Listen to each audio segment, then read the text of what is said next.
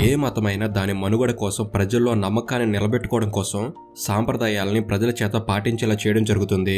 అలాగే మతంలో ఉండే ప్రతి పండుగ దాని సాంప్రదాయాలను ప్రజల్లోకి మరింత తీసుకెళ్తుంది. ప్రతి మతంలో పండుగలు సాంప్రదాయాలు అనేవి చాలా భిన్నంగా ఉంటాయి. ప్రతి సాంప్రదాయానికి ఒక కొలమానం ఉన్నట్టే ప్రతి పండుగ వెనుక కూడా ఒక ఆసక్తికరమైన కథ దాగి ఉంటుంది. ముఖ్యంగా క్రైస్తవులు జరుపుకునే పండుగల్లో ముఖ్యమైన పండుగలు యేసు ప్రభువు జననం మరియు మరణం మీదే ఆధారపడి ఉంటాయి. ప్రజలను పాపాల నుంచి రక్షించడానికి భూమిపై ఆ బాలయేసు పుట్టిననాడు క్రిస్మస్ పండుగ జరుపుకుంటే, ప్రజల పాపాలను అజ్ఞానాన్ని తొలగించి లోక రక్షణ కోసం నాడు శిలువ మీద ప్రాణాలు కోల్పోయిన రోజున గుడ్ ఫ్రైడే జరుపుకుంటారు. అయితే సాధారణ మానవుల జన్మ పుట్టుక చావుల మధ్య ముగిసిపోతుంది. కానీ మానవ రూపంలో భూమి మీదకి వచ్చిన యెహోవా కుమారుడు యేసుక్రీస్తు ప్రభువు మాత్రం ఈ భూమి మీద మరణించి మళ్ళీ పునర్జన్మ పొంది పరలోకానికి వెళ్ళారు. కాబట్టి యేసుక్రీస్తు ప్రభువు ఎలా మరణాన్ని జయించి సమాధి నుంచి బయటికి రాగలిగారు? యేసుక్రీస్తు చనిపోయిన రోజుని గుడ్ ఫ్రైడే అని ఎందుకంటున్నారు? క్రైస్తవులు గుడ్ ఫ్రైడే తర్వాత 3వ రోజు జరుపుకునే ఈస్టర్ పండుగ ప్రత్యేకత ఏంటి అనే ఈ విషయాల గురించే ఈ వీడియోలో స్పష్టంగా తెలియజేస్తాను. వీడియో అనేది చాలా బాగుంటుంది, సో ఎండ్ వరకు మిస్ కావద్దు. అండ్ ఇలాంటి మరిన్ని ఇన్ఫర్మేటివ్ వీడియోస్ మీ కొరకు తెచ్చేందుకు మీ సపోర్ట్గా ఈ వీడియోకి జస్ట్ లైక్ చేయండి చాలు. సో ఇక లేట్ చేయకుండా let's get into the video.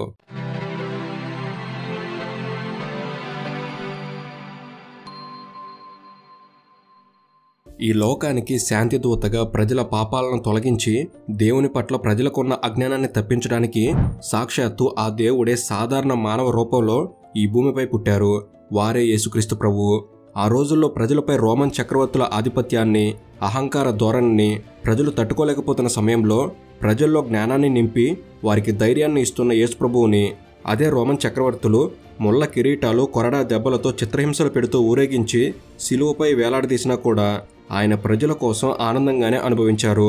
అయితే వాళ్ళు యేసుక్రీస్తు ప్రభువుని ఎంత ఘోరంగా బాధలు పెట్టినా కూడా ఆ సమయంలో యేసుక్రీస్తు, దేవా, వారేం చేస్తున్నారో వారికి తెలియదు, కాబట్టి వారిని క్షమించండి అని తన తండ్రి అయిన యెహోవాను ప్రార్థించారు. ఇలా తనకు కొందరు మనుషులు హాని చేస్తున్నా కూడా హాని చేస్తున్న వారి మంచి మాత్రమే ఆయన కోరుకున్నారు. 2000 సంవత్సరాల క్రితం రోమా చక్రవర్తులు శుక్రవారం నాడు కల్వరిగిరిపై యేసుక్రీస్తు ప్రభువును చిత్రహింసలు పెట్టి శిలువను మోయించి యేసుక్రీస్తు ప్రభువు చేతులు మరియు పాదాల్లో మేకులు దెక్కొట్టారు. కొరడా దెబ్బలు, ముళ్ళ కిరీటాలు, శిలువ మీద చిత్రహింసలు, వీటన్నిటి వల్ల తీవ్ర రక్తస్రావంతో రక్తంతో తడిచిన దేహంతోనే శుక్రవారం నాడు యేసుక్రీస్తు ప్రభువు ప్రాణాలు విడిచారు. అలా ప్రజల పాపాలను తొలగించడానికి శుక్రవారం నాడు తన ప్రాణాలను అర్పించిన యేసుక్రీస్తు ప్రభువును గుర్తు చేసుకుంటూ క్రైస్తవులు గుడ్ ఫ్రైడేని జరుపుకుంటారు. నిజానికి గుడ్ ఫ్రైడే అనేది క్రైస్తవులకు ఆనందకరమైన పండుగ కాదు, అదొక సంతాప దినం. తమ పాపాలు తొలగించడానికి భూమిపైకి వచ్చిన ఆ దేవుడు ప్రాణాలు కోల్పోయిన ఆ సంఘటనకు గుర్తుగా ప్రతి సంవత్సరం చెక్కతో చేసిన శిలువను చర్చిలో ఉంచి ప్రార్థిస్తారు. గుడ్ ఫ్రైడే రోజు శిలువను ముద్దాడటం క్రైస్తవులకున్న ఆనవాయితీ. గుడ్ ఫ్రైడే నాడు యేసుక్రీస్తు ప్రభువు బోధించిన సిద్ధాంతాలను క్రైస్తవ మత పెద్దలు క్రైస్తవులకు బోధిస్తారు. ఆ యేసుక్రీస్తు ప్రభువు మానవుల కోసం శిలువపై ఎన్ని చిత్రహింసలు అనుభవించి ప్రాణాలు కోల్పోయారో అనే విషయాల్ని క్రైస్తవులు తప్పకుండా ఆ రోజున గుర్తు చేసుకుంటారు. ప్రపంచవ్యాప్తంగా చాలా చర్చిల్లో యేసుక్రీస్తు ప్రభువును ఎలా శిలువ వేసి చిత్రహింసలు పెట్టారు అనే విషయాలు కళ్ళకు కట్టే విధంగా నాటకాల రూపంలో ప్రదర్శిస్తారు. యేసుక్రీస్తు ప్రభువు మరణించిన దానికి సంతాపంగా కొన్ని చోట్ల క్రైస్తవులందరూ గుడ్ ఫ్రైడే నాడు నల్లటి బట్టలు వేసుకుంటారు. అయితే క్రైస్తవులు గుడ్ ఫ్రైడేను ఒక సంతాప దినంగా పాటిస్తూ ఓ బాధాకరమైన రోజుగా పరిగణిస్తారు. కానీ ఈ పండుగ పేరులో మాత్రం గుడ్ అనే మాట ఉంది. కాబట్టి బాధాకరమైన ఫ్రైడేకి గుడ్ ఫ్రైడే అనే పేరు ఎలా వచ్చింది అనే దాని వెనక కొన్ని కారణాలు ఉన్నాయి. అవేంటంటే గుడ్ ఫ్రైడేలో ఉండే గుడ్ అనే పదం గాడ్ నుంచి వచ్చింది. అప్పట్లో యేసుక్రీస్తు ప్రభువు వారు దేవుని వద్దకు వెళ్ళినందుకు గాను గాడ్ ఫ్రైడే అని దేవునికి సంతాపం తెలిపేవారు. అలా రాను రాను గాడ్ ఫ్రైడే కాస్త గుడ్ ఫ్రైడేగా మారింది. గుడ్ ఫ్రైడే నాడు క్రైస్తవులందరూ ఉపవాసం ఉంటారు. జీవహింస అసలే చేయరు, మాంసం తినరు. అయితే ప్రతి సంవత్సరం డిసెంబర్ 25వ తేదీన యేసుక్రీస్తు ప్రభువు జన్మదినం అయిన క్రిస్మస్ పండుగను జరుపుకుంటారు.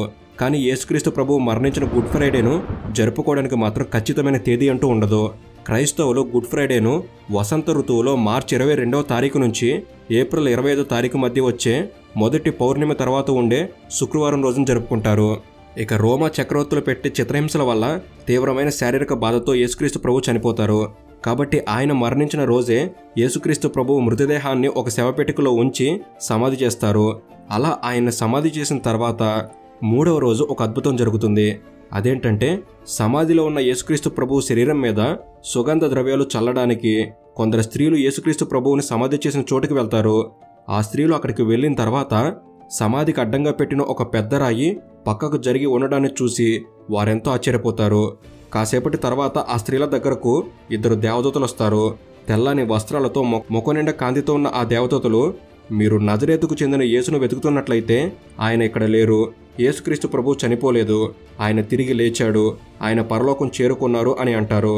ఇదే మాట లూకా సువార్తలో, మీరు చనిపోయిన వారిలో జీవించి ఉన్నవారి కోసం ఎందుకు చూస్తున్నారు, అతను ఇక్కడ లేడు, అతను లేచాడు అని ఉంటుంది. అలా చెప్పి అక్కడి నుంచి ఆ దేవదూతలు వెళ్ళిపోతారు. ఇదంతా చూసిన ఆ స్త్రీలకు చాలా అయోమయంగా ఉంటుంది. ఆ దేవదూతలు చెప్పిన విషయాన్ని నమ్మాలా వద్దా అనే అయోమయం వారిని వెంటాడుతుంది. దాంతో ఆ సమాధిలో తమ ప్రియమైన యేసుక్రీస్తు ప్రభువు లేడు అనే బాధతో వారు ఏడవడం మొదలు పెడతారు. పరలోకం నుంచి ఇదంతా గమనిస్తున్న యేసుక్రీస్తు ప్రభువు స్వయంగా ఆయనే ఆ స్త్రీల వద్దకు వస్తారు. ఆ స్త్రీలకు యేసు ప్రభువు కనిపించకుండానే ఒక సందేశాన్ని వినిపిస్తాడు. అదేంటంటే, నేను నా తండ్రిని చేరుకున్నాను, వెళ్ళి నా శిష్యులకు చెప్పండి, త్వరలోనే నేను వారిని కలుస్తాను, నా పునరుద్ధాన సువార్తను ప్రకటించమని చెప్పండి అని సందేశం వారికి వినిపిస్తుంది. ఇక యేసుక్రీస్తు ప్రభువు మరణించాడన్న దుఃఖంలో ఉన్న ఆయన శిష్యులకు ఆ స్త్రీలు చెప్పే విషయాలు నమ్మశక్యంగా అనిపించవు.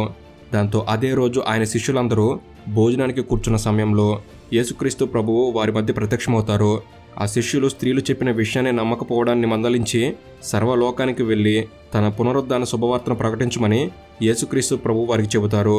యేసుక్రీస్తు ప్రభువు జీవించి ఉన్నంతకాలం ఆయన శిష్యులను తయారు చేసుకుంటారు, కానీ క్రైస్తవ మతానికి సంబంధించిన ప్రచారాన్ని ఆయన మాత్రమే చేసేవారు.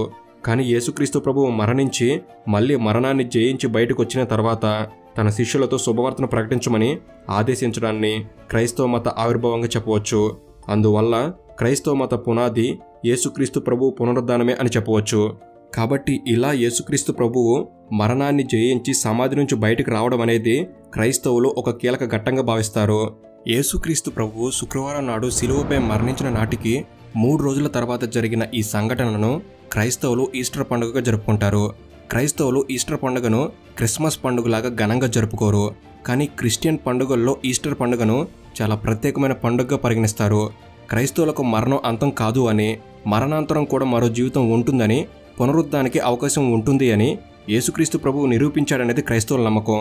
ఈస్టర్ పండుగ అంటే ఈ లోకం సిలువ వేసి చంపిన ఒక మహనీయుడు తిరిగి సజీవుడు అయ్యాడని సంబరపడే సందర్భం మాత్రమే కాదు, హింసకు ప్రతిహింసే జవాబు అని తెలిసిన ఈ లోకానికి క్షమాపణను మరియు ప్రేమను పరిచయం చేసి విప్లవాత్మకమైన మార్పులకు నాంది పలికిన గొప్ప పర్వదినం ఈస్టర్. 2 రోజుల ముందే సిలువలో యేసుక్రీస్తు ప్రభువు మీద ఉవ్వెత్తున విరుచుకుపడ్డ కనీ విని ఎరగని దౌర్జన్యం, దమనకాండ, హింస ఇవన్నీ ఆయన ప్రేమ, క్షమాపణ ముందు నిర్వీర్యమై ఓటమి పాలయ్యాయని క్రైస్తవులు లోకానికి ప్రకటించే రోజు ఈస్టర్. అయితే కొన్ని ప్రాంతాల్లో సంతానోత్పత్తికి అలానే పునరుద్ధానికి చిహ్నంగా క్రైస్తవులు గుడ్డును భావిస్తారు. యేసుక్రీస్తు ప్రభువు సమాధి నుంచి లేచినట్లే గుడ్డు నుంచి ఒక కొత్త జీవితం ఉద్భవిస్తుంది అనేది క్రైస్తవుల నమ్మకం. కాబట్టి ఈస్టర్ రోజున యేసుక్రీస్తు ప్రభువు సమాధి నుంచి బయటకు వచ్చిన దానికి గుర్తుగా గుడ్లను రకరకాలుగా అలంకరిస్తారు. గుడ్లను అలంకరించి వాటిని దేవుని సమాధికి చిహ్నంగా చూస్తారు. అయితే ఈస్టర్ పండుగకు ఈ పేరు ఎలా వచ్చింది అనే దాని మీద కూడా ఒక కథ ప్రచారంలో ఉంది. అదేంటంటే, ఈస్ట్రో అనే ఒక జర్మన్ దేవత పునరుద్ధానికి చిహ్నం అని, అందుకే పునరుద్ధానికి సంబంధించిన పండుగ కావడంతో ఈ పండుగ పేరు ఈస్టర్ అని వచ్చిందని అంటారు. అయితే ఈ కథకు సంబంధించిన రుజువులు మాత్రం లేవు. దేవుని ప్రేమ, క్షమాపణ పునాదులుగా క్రైస్తవ మతం ప్రారంభమైంది. యేసుక్రీస్తు ప్రభువుని సిలువ వేసి చంపి అంతం చేద్దామనుకున్న రోమా సామ్రాజ్యం ఆ తర్వాత 300 ఏళ్లకే పతనమై భూస్థాపితమైంది. కానీ ఆనాడు సిలువలో ఖాళీ సమాధిలో అంకురార్పణ జరిగిన క్రైస్తవ మతం ఈ 2000 ఏళ్లుగా ప్రపంచమంతా విస్తరిస్తూనే ఉంది. అలా విస్తరిస్తూ కోట్లాది మందికి దేవుని ప్రేమను, కరుణను మరియు ఆశీర్వాదాన్ని ప్రసాదిస్తూనే ఉంది. కాబట్టి క్రైస్తవ మతంలో ఆ యేసుక్రీస్తు ప్రభువు పునరుద్ధానం జరిగిన ఈస్టర్కి చాలా ప్రాముఖ్యత ఉంది. సో ఇది ఫ్రెండ్స్, ఈ వీడియో అనేది మీరు కొత్త విషయాలు తెలుసుకోవడంలో ఎంతో కొంత ఉపయోగపడిందని భావిస్తున్నాను. ఈ వీడియో అనేది మీకు నచ్చినట్లయితే జస్ట్ లైక్ చేయండి చాలు. అండ్ మీ ప్రాంతంలో ఈ గుడ్ ఫ్రైడేని, ఈస్టర్ పండుగను ఎలా జరుపుకుంటారు తప్పకుండా మీ అనుభవాలని కామెంట్ చేయండి. అండ్ ఇలాంటి మరిన్ని ఇన్ఫర్మేటివ్ వీడియోస్ ఇక్కడ నుంచి రాబోతున్నాయి. వాటిని మీరు కూడా పొందేందుకు తప్పకుండా మన తెలుగు నాలెడ్జ్ని సబ్స్క్రైబ్ చేసుకుని బెల్ని ఆల్లో పెట్టుకోగలరని మనవి. Thank you for watching. Have a good day.